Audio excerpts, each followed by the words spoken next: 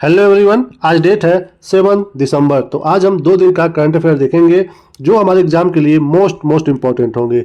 सबसे पहले वीडियो की शुरुआत हम करते हैं कोटेशन से, जो हमें पढ़ाई के साथ साथ एक अच्छा इंसान बनाता है। तो आज का कोटेशन है, करने दो बकवास जो करते हैं, खाली बर्तन और खाली दिमाग हमेशा शोर करते हैं। यानी कि आप देखोगे आसपास में अपने तो 80% वही लोग परेशान रहते हैं जो लोग खाली बैठे रहते हैं। यानी कि आपके लाइफ में अगर प्रॉब्लम है तो आप देखिए कि आपका लाइफ में जो टाइम टेबल है वो कैसा है। क्योंकि अगर आप खाली बैठे हो तो ही आपके दिमाग में फालतू चीज़ें, फालतू बातें इधर उधर की आएंगी। अगर आप अपने आप को कहीं ना कहीं बिजी रखोगे तो फिर आपके लाइफ में फालतू का जो थॉट्स होता है वो नहीं आएगा, और जिसकी वजह से आप टेंशन में नहीं जाओगे। तो आप अपने लाइफ को कहीं ना कहीं ऐसे जगह पे इम्प्लीमेंट करिए जहाँ पे आप बिजी रहिए, और उस बिजी के रहने का फ़ायदा आपको मिलेगा कि आपको आपके लाइफ में कभी भी टेंशन नहीं रहेगा। यानी कि ज़्यादा समस्या आपकी लाइफ में सिर्फ खाली बैठने की वजह से आता है। आपको पता ही होगा कि खाली दिमाग शैतान का घर होता है। तो इसलिए अपने माइंड को कहीं ना कहीं आप जरूर किसी काम में लगाए रखिए, फिर आप हर समस्या से दूर होते चले जाएंगे। ओके, तो अपने आप को बिजी रखिए। चलिए देखते हैं आज का सभी मोस्ट इम्पॉर्टेंट करंट अफेयर क्या क्या है दोस्तों। तो आज का सबसे पहला प्रश्न है, किस राज्य ने आईटी, वस्त्र, पर्यटन और इलेक्ट्रिक मोबिलिटी नीतियों को मंजूरी दी है? ओके, तो ये नीतियां कहाँ पे लागू हुई है बताना है आपको। सामने यहाँ पे दोस्तों ऑप्शन है, तो ये लागू हुआ है कौन से राज्य में? सी, आंध्र प्रदेश में। कहाँ पे हुआ है? आंध्र प्रदेश में। देखिए इसके बारे में दोस्तों, यहाँ पे आंध्र प्रदेश सरकार ने आईटी, वस्त्र, पर्यटन और इलेक्ट्रिक मोबिलिटी के क्षेत्र में नीतियां 4.0 को मंजूरी दी है, जो कि राज्य के विकास को गति प्रदान करेगी। ओके, इसका लक्ष्य क्या है? अगले 5 वर्षों के दौरान नीति के तहत $1 अरब का निर्यात का लक्ष्य रखा गया है आंध्र प्रदेश सरकार के द्वारा। ओके, देखिए दोस्तों यहाँ पे और चीज़ क्या लागू हुआ है। आंध्र प्रदेश समुद्री नीति 4.0 को भी मंत्रिमंडल ने मंजूरी दी है। इसका लक्ष्य है 975 किलोमीटर लंबी तट रेखा का उपयोग करना। ओके, तो देखिए दोस्तों यहाँ पे और डिटेल में बात हो रहा है तट रेखा का, किसका? आंध्र प्रदेश का। तो देखिए यहाँ पे इसका लोकेशन है राज्य का, इसके बारे में क्या है, राजधानी क्या है इसकी? अमरावती है। मुख्यमंत्री प्रेजेंट टाइम में कौन है? तो यह दोस्तों चंद्रबाबू नायडू है यहाँ के। गवर्नर कौन है? तो वो है एस अब्दुल नजीर जी। और आंध्र प्रदेश के बारे में बहुत ही इंपॉर्टेंट क्वेश्चन हमारे एग्जाम में आता है कि भाषा के आधार पर गठित होने वाला भारत का पहला राज्य कौन सा है? तो वो दोस्तों आंध्र प्रदेश ही है जो भाषा के आधार पर गठित होने वाला भारत का पहला राज्य बना था। कब बना था ये? 1953 में। ओके, इसको आंध्र प्रदेश को तमिलनाडु से अलग करके एक अलग राज्य बनाया गया था। और इससे संबंधित एक व्यक्ति है, उनका नाम बार बार एग्जाम में आता है, नाम है पोट्टी श्रीरामुलु। ओके, इन्होंने ही यहाँ पे क्या किया था? आमरण अनशन। तो यहाँ पे इसको ये दर्जा दिया गया, भाषा के आधार पर गठित होने वाला पहला राज्य। तो ये एग्जाम में बार बार आते रहते हैं कि इनका संबंध किस राज्य से है। तो ये दोस्तों ये आंध्र प्रदेश से है। ओके दोस्तों, अभी आपने ऊपर देखा है कि जो आंध्र प्रदेश का 975 किलोमीटर लंबी तट रेखा है उसका भी निर्माण अच्छे से किया जाएगा। तो देख लीजिए इस तट के बारे में भी दोस्तों आंध्र प्रदेश से सटे कौन कौन से प्रमुख बीच हैं। ओके, ये भी एग्जाम में आ सकता है क्योंकि अभी चर्चा में है।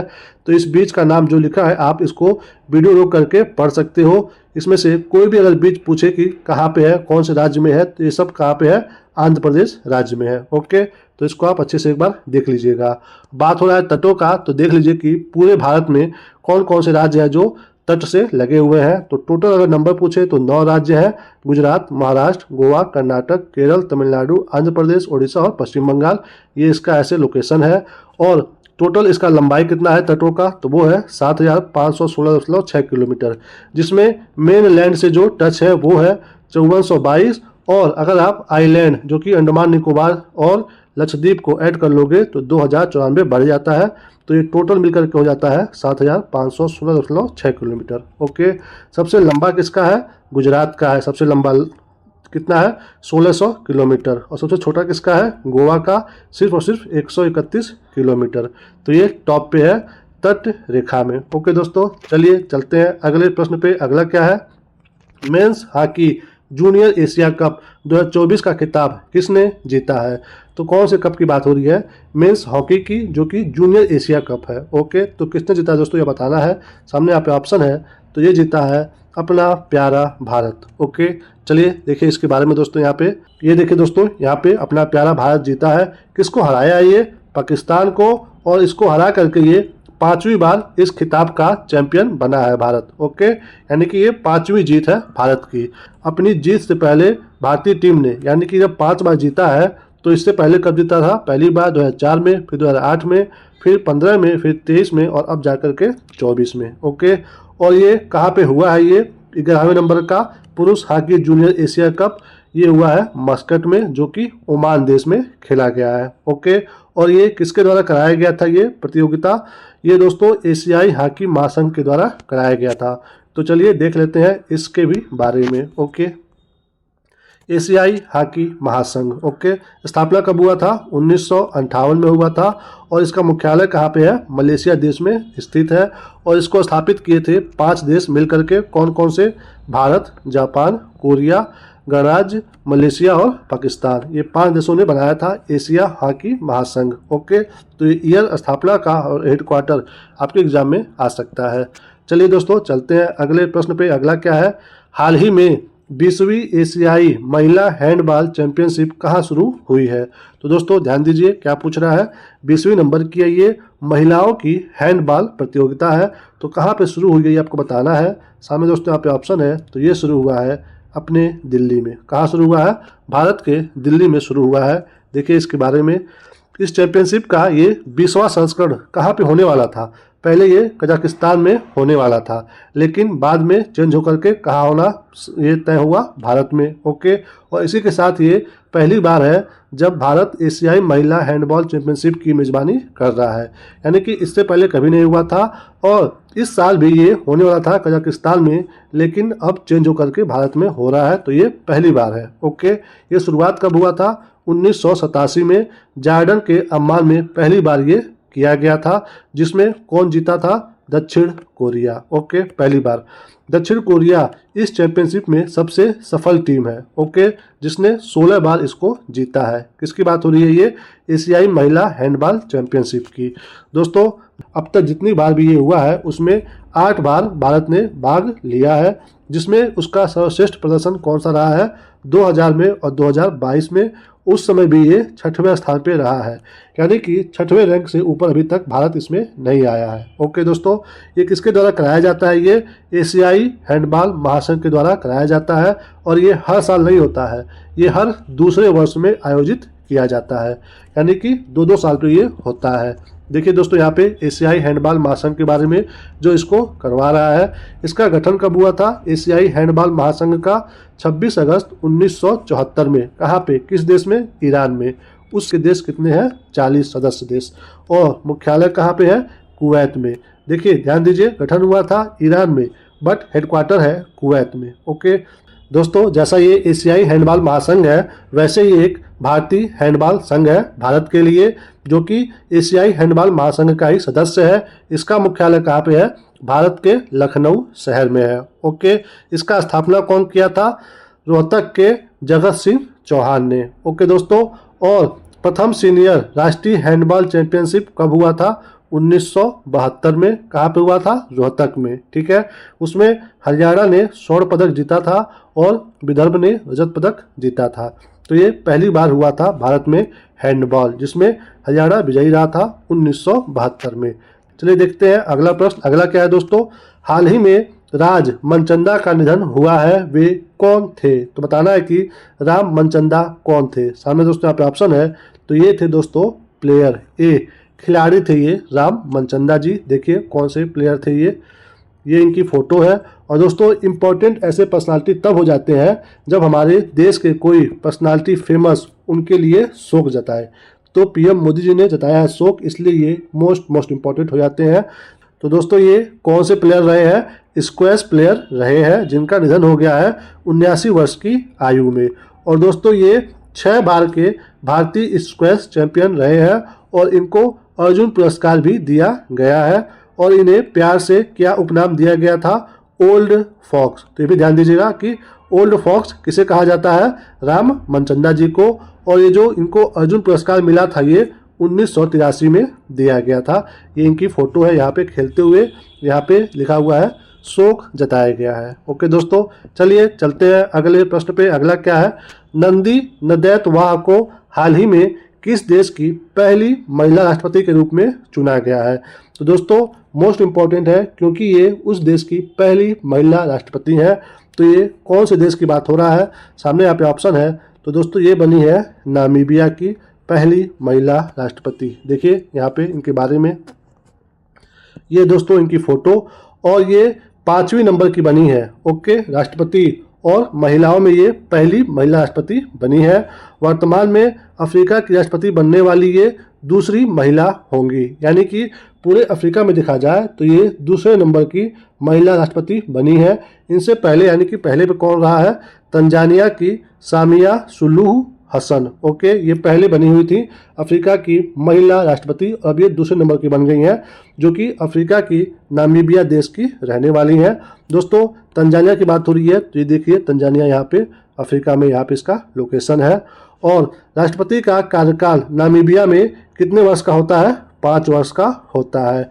नामीबिया देश के बारे में देख लीजिए दोस्तों, ये दक्षिण पश्चिमी तट पर स्थित एक देश है। कौन से महाद्वीप में, अफ्रीका महाद्वीप में। यहाँ पे देखिए इसका ये लोकेशन है, अफ्रीका महाद्वीप में यहाँ पे नामीबिया देश है। ओके, शुरू में इसका नाम क्या था नामीबिया का, दक्षिण पश्चिम अफ्रीका, ये इसका पुराना नाम था। तो ध्यान दीजिएगा एग्जाम में अगर ये भी पूछे कि कौन से अफ्रीकी देश का पहला नाम दक्षिण पश्चिम अफ्रीका था, तो वो नामीबिया है। ओके, यहाँ पे दोस्तों 2 फेमस रेगिस्तान है, कौन कौन से, नामीब और कालाहारी रेगिस्तान, यहीं पे नामीबिया में। और इसकी राजधानी क्या है, तो वो है विंड होक, किसकी, नामीबिया की। और यहाँ की करेंसी मुद्रा क्या है, तो वो है नामीबियाई डॉलर। देखिए यहाँ पे इसका लोकेशन है। और जो रेगिस्तान की बात हो रही है कालाहारी यहाँ पे है, और ये देखिए नामीबी ये यहाँ पे है। ओके, ये इसका लोकेशन है। और ये तंजानिया हमने ऊपर दिखा दिया आपको। चलिए दोस्तों चलते हैं अगले प्रश्न पे। अगला क्या है, एशियाई ई स्पोर्ट्स खेलों की ई फुटबॉल स्पर्धा में किस भारतीय खिलाड़ी ने कांस्य पदक जीता है। तो किसमें, ई फुटबॉल स्पर्धा में। तो कौन से वो खिलाड़ी हैं जिन्होंने कांस्य पदक जीता है। सामने दोस्तों यहाँ पे ऑप्शन है, तो वो है पवन कंपेली जी। कौन है, पवन कंपेली जी। दोस्तों देखिए इनके बारे में, ये इनकी फोटो है यहाँ पे। पवन कंपेली जिन्हें क्या कहा जाता है, मिस्टर टॉम बॉय। तो ध्यान दीजिएगा ये इनका उपनाम है। इन्होंने 2024 का जो एशियाई ई स्पोर्ट खेलों में जो होता है ई फुटबॉल स्पर्धा, इसमें कांस्य पदक जीते हैं। तो ये पदक भी ध्यान देना है कि कांस्य पदक है वो। एशियाई ई स्पोर्ट खेल 2024 कहाँ पे ये हुआ है दोस्तों, थाईलैंड की राजधानी बैंकॉक में हुआ है। और इसमें इस प्रतियोगिता में भारत एक पदक, कौन सा, कांस्य पदक जीतने के साथ इस प्रतियोगिता का जो पदक तालिका है उसमें चौथे स्थान पे रहा है। और इसमें टॉप पे, शीर्ष पे कौन रहा है, थाईलैंड। ओके दोस्तों, इसका आयोजन किसके द्वारा किया गया है, एशियाई इलेक्ट्रॉनिक स्पोर्ट फेडरेशन के द्वारा। कौन किया है, एशियाई इलेक्ट्रॉनिक स्पोर्ट फेडरेशन। अभी हम इसके बारे में भी डिटेल में देखेंगे। ओके, और दोस्तों ये ई स्पोर्ट होता क्या है, दुनिया भर में लोकप्रिय हो रहा है, जो कि खिलाड़ी मोबाइल में, फ़ोन जो मतलब फ़ोन में जो गेमिंग होता है उसमें खेलता है, ये उसको बोलते हैं ई स्पोर्ट। यानी कि आपको ग्राउंड में नहीं उतरना होता है, मोबाइल में ही बैठ करके वो गेम खेला जाता है इंटरनेट के माध्यम से। ओके, और दोस्तों इसी से संबंधित अब एक ओलंपिक होने वाला है, तो वो कहाँ होगा, 2025 में सऊदी अरब में होगा। वो पहला क्या होगा, ओलंपिक ई स्पोर्ट खेलों से संबंधित। तो ध्यान दीजिएगा कि पहला ओलंपिक ई स्पोर्ट कहाँ पर होने वाला है, 2025 में सऊदी अरब में। ओके दोस्तों, अब यहाँ पे जो एशियाई इलेक्ट्रॉनिक स्पोर्ट फेडरेशन है इसके बारे में भी देख लीजिए। एशियाई इलेक्ट्रॉनिक स्पोर्ट फेडरेशन, ओके, ये दोस्तों कब बना था, 2018 में, यानी कि ये भी हाल ही में बना था। ये इसका लोगो है। और मोस्ट इम्पॉर्टेंट इसका हेडक्वार्टर, मुख्यालय कहाँ पे है, तो वो दोस्तों हांगकांग में है, एशियाई इलेक्ट्रॉनिक स्पोर्ट फेडरेशन का हेडक्वार्टर। तो ये ईयर और हेडक्वार्टर आपको ध्यान रखना है। चलिए चलते हैं अगले प्रश्न पे। अगला क्या है, भारतीय उद्योग परिसंघ CII साझेदारी शिखर सम्मेलन 2024 कहाँ आयोजित किया गया है। तो कौन से सम्मेलन की बात हो रही है, भारतीय उद्योग परिसंघ का 2024 में कहाँ हुआ है। सामने दोस्तों यहाँ पे ऑप्शन है, तो ये हुआ है नई दिल्ली में। कहाँ पे हुआ है, नई दिल्ली में। देखिए इसके बारे में दोस्तों, 29वीं नंबर का है ये भारतीय उद्योग परिसंघ, जो कि नई दिल्ली में आयोजित किया गया है। इसमें 61 देशों के 11 अंतर्राष्ट्रीय मंत्री शामिल हुए हैं। यहाँ पे देखिए, यहाँ पे फोटो में इसका उद्देश्य क्या है करने का, कि जो उत्पादक भागीदारी है और वैश्विक सहयोग है उसको बढ़ाया जाए, जिससे एक स्थायी समृद्ध भविष्य के लिए साझा दृष्टिकोण बन सके। ओके, इसका आयोजन कौन किया है? भारतीय उद्योग परिसंघ ने वाणिज्य और उद्योग मंत्रालय के उद्योग और आंतरिक व्यापार संवर्धन विभाग, जिसको हम लोग DPIIT कहते हैं, उसके सहयोग से किया है। ओके, और दोस्तों ये पहली बार 1995 में हुआ था। उसके बाद से ये हर साल आयोजित किया जा रहा है, भारतीय उद्योग परिसंघ का ये सम्मेलन। ओके, तो 29वां नंबर का कहाँ पे हुआ है? दिल्ली में किया गया है। चलिए दोस्तों, चलते हैं अगले प्रश्न पे। अगला क्या है? गूगल LLC ने भारत में कहा गूगल सेफ्टी इंजीनियरिंग सेंटर स्थापित करने की घोषणा की है। ओके, तो किसकी बात हो रही है? गूगल सेफ्टी इंजीनियरिंग सेंटर कहाँ पे स्थापित होगा, ये आपको बताना है। तो दोस्तों सामने यहाँ पे ऑप्शन है, तो ये कहाँ पे स्थापित होने वाला है? हैदराबाद में। कहाँ पे? हैदराबाद में। दोस्तों अब देखते हैं इसके बारे में डिटेल में। आपको अगर वीडियो पसंद आ रहा हो तो प्लीज़ चैनल को सब्सक्राइब करिए, वीडियो को लाइक करिए। इससे हमें बहुत ही मोटिवेशन मिलता है कि हम आपके लिए और अच्छा से अच्छा कंटेंट लेकर के आए। तो बस कुछ सेकंड लगेगा आपको सब्सक्राइब और लाइक करने में, तो प्लीज़ कर लीजिए। चलिए देखते हैं इसके बारे में डिटेल में। दोस्तों गूगल ने कहाँ पे? हैदराबाद में चुना है गूगल सेफ्टी इंजीनियरिंग सेंटर लगाने के लिए, हैदराबाद शहर को। ओके, और दोस्तों ये हैदराबाद में जब बनेगा तो ये भारत में तो पहला होगा, और एशिया प्रशांत क्षेत्र में टोक्यो यानी कि जापान के बाद ये दूसरे नंबर का होगा एशिया प्रशांत क्षेत्र में। और अगर पूरी दुनिया में देखा जाए तो ये 5वें नंबर का होगा, यानी कि भारत में पहला है और एशिया प्रशांत क्षेत्र में ये दूसरे नंबर पे है, और पूरे विश्व में बनेगा ये 5वें नंबर का गूगल सेफ्टी इंजीनियरिंग सेंटर, जो कि भारत के कहाँ पे खुलने वाला है? हैदराबाद में। ओके, इसका मतलब मेन फोकस क्या होगा? जो भी ऑनलाइन सुरक्षा उत्पाद होता है उसको मतलब सिक्योर करेगा और अच्छा उसको सिक्योरिटी प्रोवाइड कराएगा। दोस्तों गूगल इंडिया के इस समय वर्तमान में MD कौन है? तो वो है रूमा दत्ता चौबे। ओके, ये है MD प्रेजेंट टाइम में गूगल इंडिया के। दोस्तों बात हो रहा है गूगल का, तो देख लीजिए इसके बारे में, ये कब बना था, कौन बनाया था इसको। तो दोस्तों ये इसका हेडक्वार्टर है। गूगल की शुरुआत सबसे पहले हुई थी 1996 में। ओके, किसके द्वारा? 2 व्यक्ति मिलकर के इसको शुरू किए थे, लैरी पेज और सर्गेई ब्रिन, यानी कि पेज और ब्रिन ने। ओके, दोस्तों इसका सबसे पहले नाम क्या रखा गया था? बैकरब, यानी कि गूगल का पुराना नाम क्या है? तो वो है बैकरब। ओके, और इसको एक निजी कंपनी के रूप में स्थापित कब किया गया था? 4 सितंबर 1998 को स्थापित हुआ था, एक कंपनी के रूप में। शुरू हुआ था 1996 में। इसका प्रेजेंट टाइम में मुख्यालय हेडक्वार्टर कहाँ पे है? कैलिफोर्निया में है, जो कि USA देश में है गूगल का हेडक्वार्टर। चलिए चलते हैं अगले प्रश्न पे। अगला क्या है? नीति आयोग ने कहा ट्रेड वॉच क्वार्टरली का शुभारंभ किया है, यानी कि ट्रेड वॉच क्वार्टरली ये शुभारंभ किया गया है नीति आयोग के द्वारा। तो कहाँ पे किया गया ये आपको बताना है।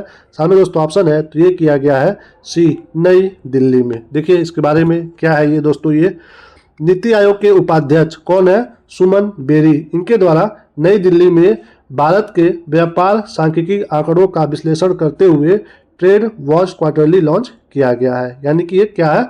सांख्यिकी आंकड़ा है भारत का। इसका उद्देश्य क्या है?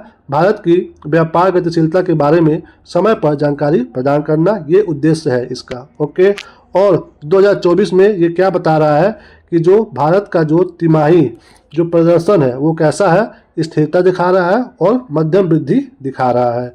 और इसमें बता रहा है कि देश का कुल व्यापार 576 अरब डॉलर रहा है 2024 की पहली तिमाही में। ओके, जो साल दर साल 5.45% की दर से बढ़ रहा है। तो ये इसका डाटा है।